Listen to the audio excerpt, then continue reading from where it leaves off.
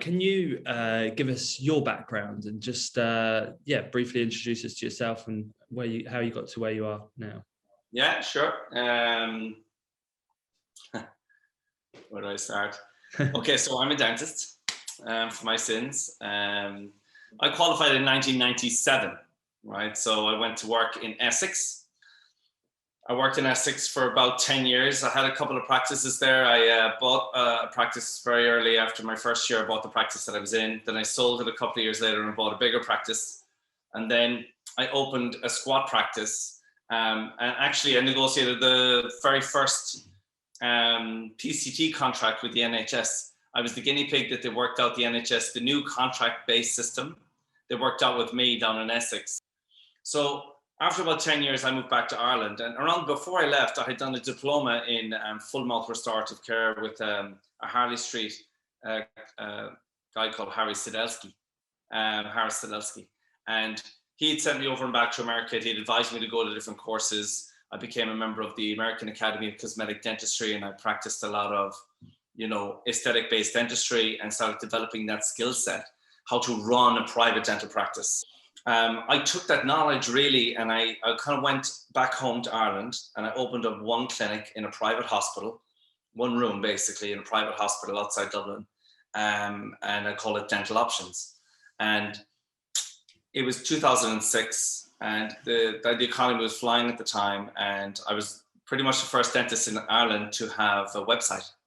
If you can imagine, that's it seems strange to say that out loud now, but I was the first dentist to do any marketing, even though it was completely legal. I put an ad in a local paper, and there were 17 other dentists wrote in a letter of complaint to the Irish General Dental Council. But as a result, the practice was a huge success because essentially I had no competition.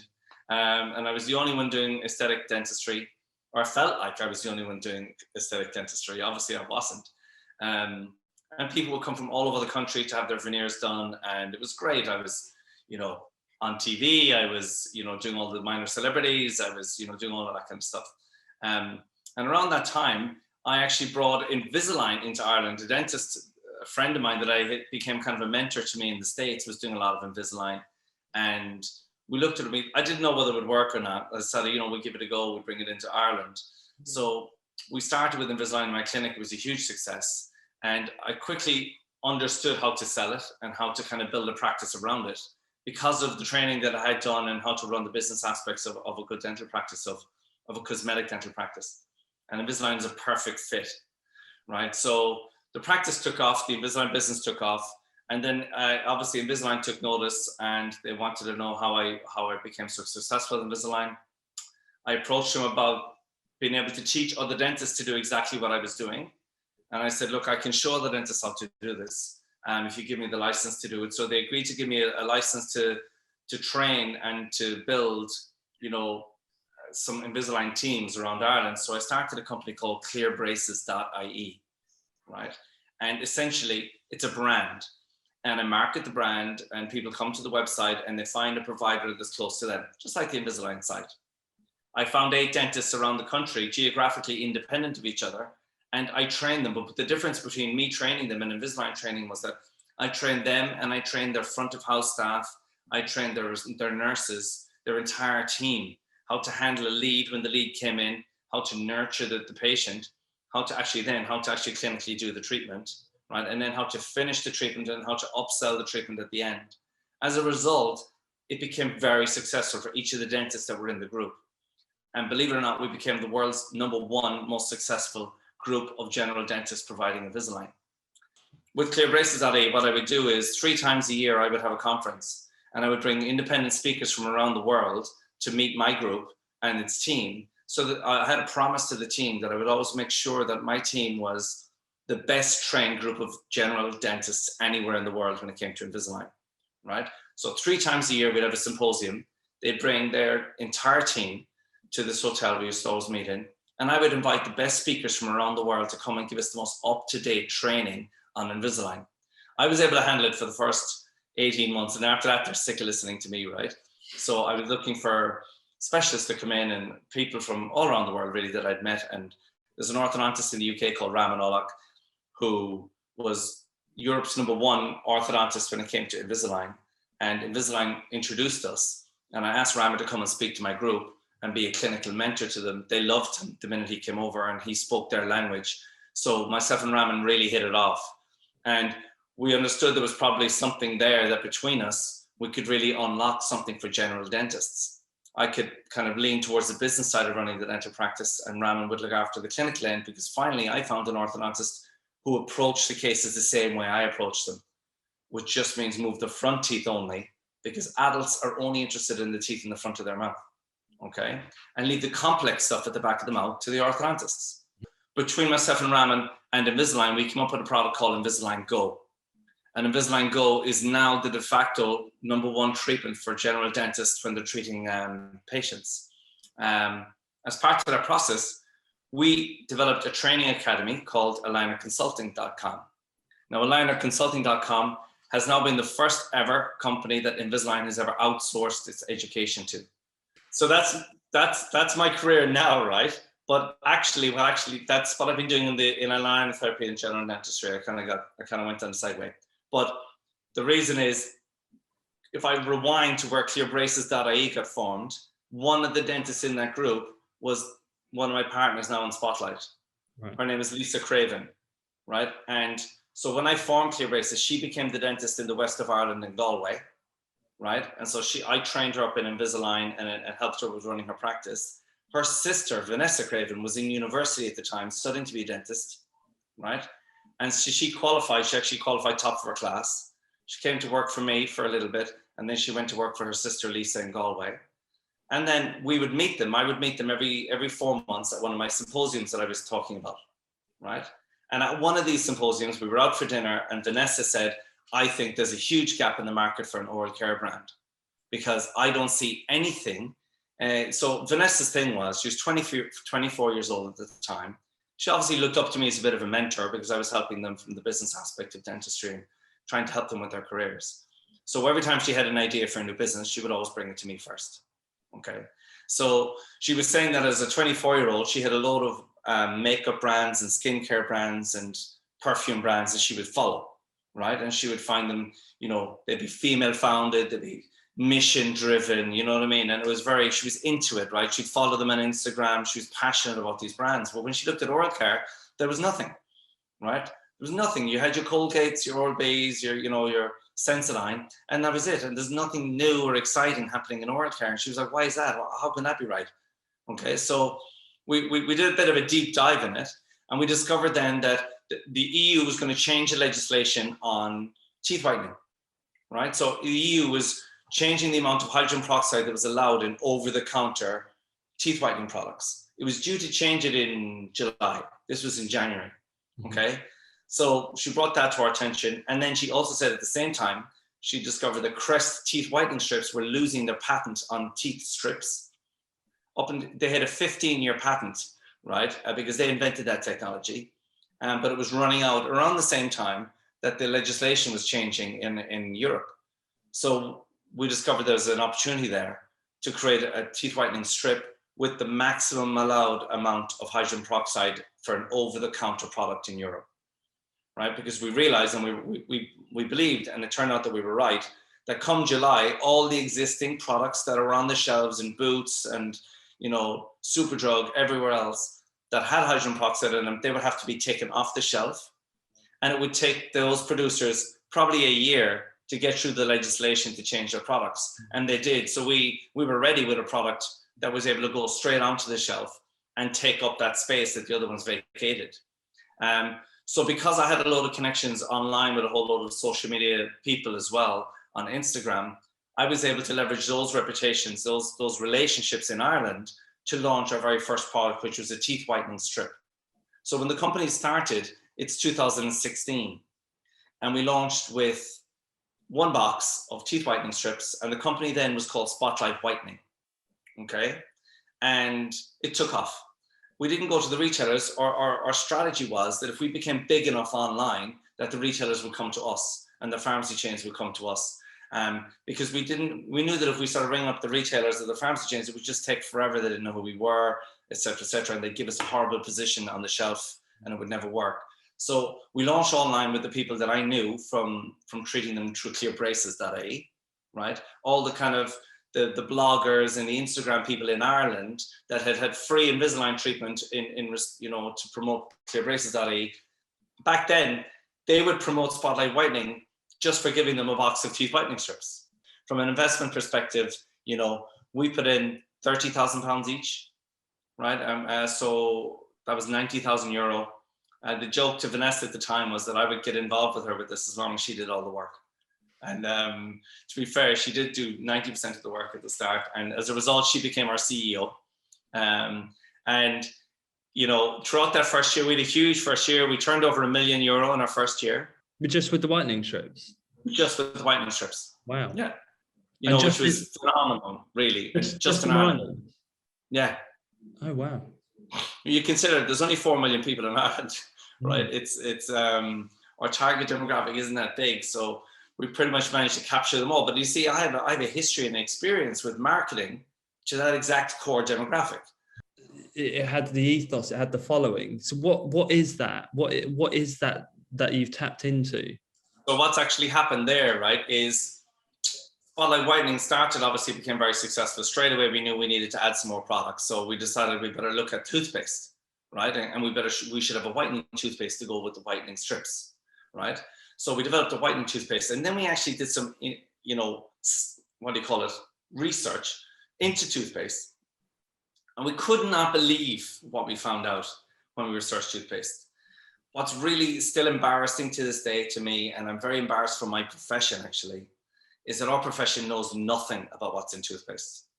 And to our eternal shame, every dentist should hang their head in shame because we're recommending products which are pure, unadulterated muck, right? When we looked at actual toothpaste and what's in toothpaste, right? It's the lowest form of ingredient that the planet produces. The plastic in the toothpaste tube, they burn fossil fuels to make it. It's called laminated plastic. It's the cheapest plastic on the planet. It takes hundreds of millions of years to degrade, right? It's completely unrecyclable, right? So when patients or people put your toothpaste tube into the bin, it doesn't get recycled. It goes to the recycling center, it gets taken out of the recycled plastic and it gets put into landfill, right? That's just one of the things it does wrong.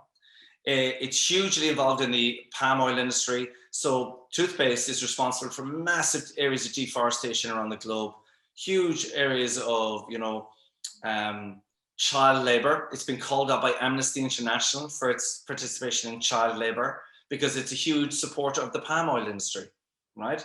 Why is there palm oil in your toothpaste? Because an ingredient called SLS is made from palm oil. SLS makes your toothpaste foam, right? That's it. Right. We found another ingredient that's made from coconut oil that does the exact same thing, right? And it has nothing to do with the palm oil industry, right? So it's perfectly fine.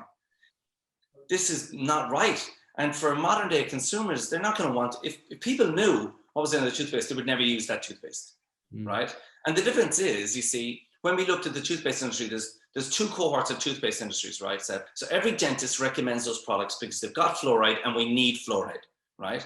And they've got chlorhexidine and all sorts of other ingredients that you need to treat oral disease, okay?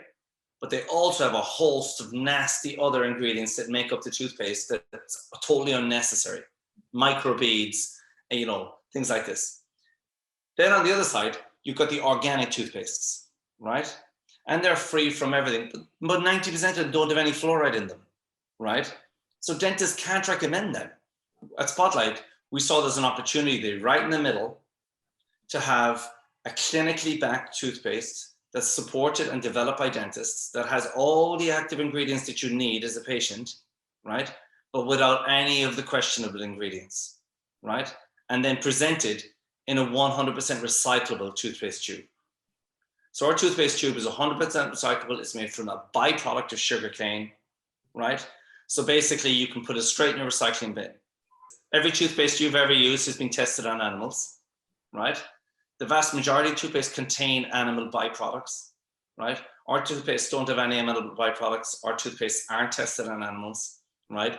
Our toothpaste are ocean safe. The other ones aren't because they have microbeads that go into when they go into landfill, they go into the ocean and Even when you use your toothpaste, you're spitting it into the water stream and it's killing the fish, right? Toothpaste, it's a scar on society, that on the planet, that people are unaware of. The vast majority of people are unaware of it.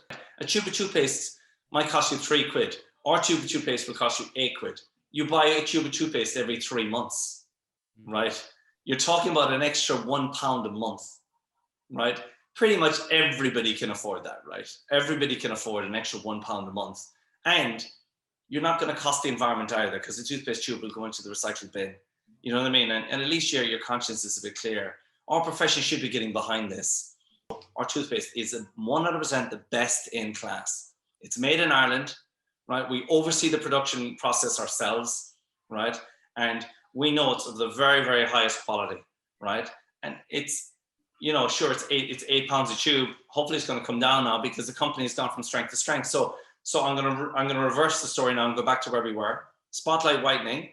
We started to go to toothpaste. We looked at the toothpaste industry. We brought out a whitening toothpaste, but we realized it was an opportunity for a full oral care brand, right? And so it took us a couple of years, and we relaunched in October 2019. So 3 years it took us to get our range of products developed, to get our recycling pathway fixed. We have our tubes made in Brazil, our toothpaste tubes made in Brazil. Our floss is made in Italy. We've floss that's made from recycled plastic bottles and is dipped in an active ingredient. Cool floss, made in a really cool place in North. I can completely understand where Spotlight Oral Care positions itself, and I can completely understand the market that you're trying to capture. So how do consumers purchase? Is it purely an online brand, or is it through dental practices? So the company has gone, right? So if you can imagine, when we started, we were doing this in between patients, right? And on the weekends, right? The first couple of years were manic. And then we got a couple of people in to help us, right? And when we launched Spotlight Oral Care, we changed from Spotlight Whitening to Spotlight Oral Care. We had a team of 6 full-time staff working with the brand. And the brand went gangbusters. When we launched, you know, it just went bananas. And, you know, from a monetary term, in our first year, we did 900,000. In our second year, we did 1.7 million, right? This is before we launched. This is just the whitening products. And then in our third year, really when we were in the middle of fixing and launching our new products, we did 2.5 million, right? And then in the last 2 years, we've done 6 million and then 19 million, wow. Right? So we've just closed, our financial year just finished a couple of weeks ago, and we did 19 million in our last year. And then we've just finished our Series B round of funding. So the reason you kind of called me up is because of the article that was in the paper, where we raised 12 million. We just had a 12 million pound investment in Spotlight to take us to the next level. So we're now available in 1,200 Ulta stores in the States. That's Ulta, not Ultra. Ulta Beauty, it's called. CVS stores, we're in 2,500 CVS stores. We're on Target.com. We're in all the Boots. We're in like 1,000 pharmacies in Ireland and Scandinavia. And the company is spread 60% online and 40% is retail, right? So that's how the split is. So in England at the moment, believe it or not, we're not available in any retailer, except, well, we are available in Boots. We're going to be available in Boots in a few months' time, right? But right now, we're only available online. The Hut Group, Ocado, Cloud10, and our own website, spotlightoralcare.co.uk or .com. You just type in .com and the UK URL will come up. So that's how people get the products. They go to spotlightoralcare.com and they'll find it there. And if dentists want to join the recycling program, they go to spotlightoralcare.com and there's a recycling page there for dentists. And that's where they literally just sign up, and it's a very, very simple process. So that's where we're at now, and that's where the company is at now, having gone through that transition. In that, if you can imagine, in the last 18 months, we went from having 6 or 7 staff, to now having 57 staff, right? So when you talk about running at 100 million miles an hour, it's just been trying to catch up with that level of growth. And so for the last 6 months of that, I've been kind of trying to raise this money in the venture capitalist funds and private equity funds around the world. And we had interest from America, China, France, Germany, a lot in England actually. And eventually we signed with an investment company only last month called Development Capital. And they're actually an Irish fund. And we didn't expect an Irish fund to win the bid, but it was an Irish fund in the end. And I suppose one of the reasons they were very aggressive about getting the investment is because they could see how big the brand was in Ireland. And our trajectory is following the same trajectory in the UK and the US. You know, we're obviously earlier in the journey here in Ireland because we launched in Ireland earlier and people have heard our story an awful lot more often. They're only starting to hear it now in the UK, but the numbers are the same. So they're very exciting. Like 50% of our consumers every month are returning customers. Really? Right? And that's a statistic that all the investors were like, you know, that's pretty amazing. We don't do subscription box yet because we just haven't had the time. But it's obviously something that's perfect for subscription. It's my own personal hope that the dental profession would get behind this because we don't need it financially, but I just think morally our profession needs to be better.